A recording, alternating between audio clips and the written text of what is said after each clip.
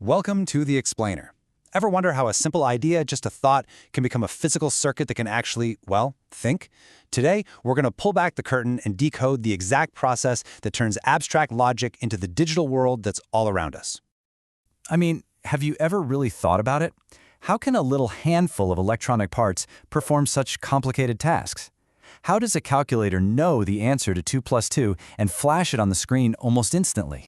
Well, spoiler alert, it's not magic.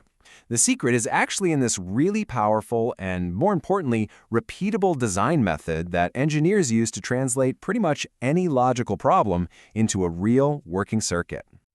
Okay, let's get our hands dirty and dive right in with our first case study. We're going to design a circuit that can check for simple errors in a stream of data. It's a small problem, but the solution is surprisingly neat. So we're going to use a concept called even parity. The goal here is pretty simple. For any little group of 4 bits, we're going to add a 5th bit, a parity bit. And its entire job is to make sure the total number of ones in that whole group is always an even number. The very first step is to map out every single possibility. This thing here is called a truth table. We list all 16 combinations for our 4 bits, and then we just figure out what the parity bit needs to be for each case. If the number of ones is odd, we make the parity bit a 1. That evens things out. See? Simple. Now, we could build the circuit straight from that table, but honestly, it wouldn't be very good. And in the world of engineering, efficiency is king. A simpler circuit is cheaper, it uses less power, and it runs faster. So, to find the simplest possible design, we use this clever visual tool called a Karnaugh map, or K-map for short. You can think of it like a Sudoku puzzle for logic. So we just take the outputs from our truth table and we plug them into this K-map.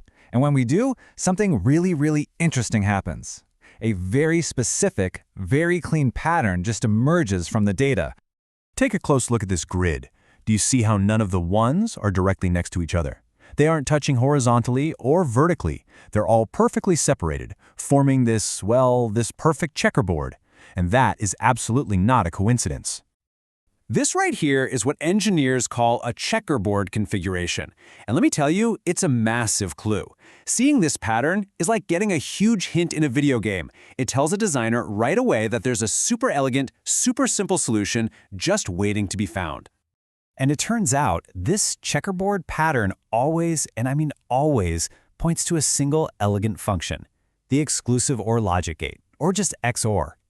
A logic gate is just a basic building block of a circuit, and an XOR gate's output is 1 only when its inputs are different, which is exactly the logic we need.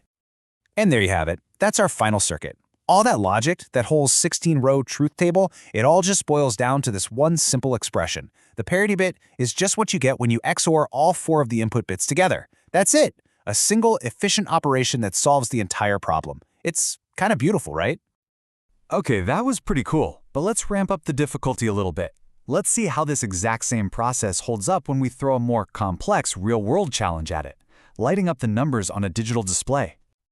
So here's our new mission. We need to design a decoder circuit. Think of it like a translator. It's going to take a 4-bit binary number as its input, and then it needs to output the exact right signals to light up these 7 different segments, you can see them labeled A through G, to actually form that number on the display. So where do we start? You know it, with a truth table. But whoa, this one is a lot bigger. We've still got our 4 binary inputs over on the left, but now we have 7 different outputs, one for each and every segment of that display. Now, here's where a really clever trick comes in. A 4-bit input can represent numbers from 0 all the way to 15, but we only need to display the digits 0 through 9. So what about the inputs for 10, 11, 12, and so on? They should never happen, so we mark them as don't care conditions.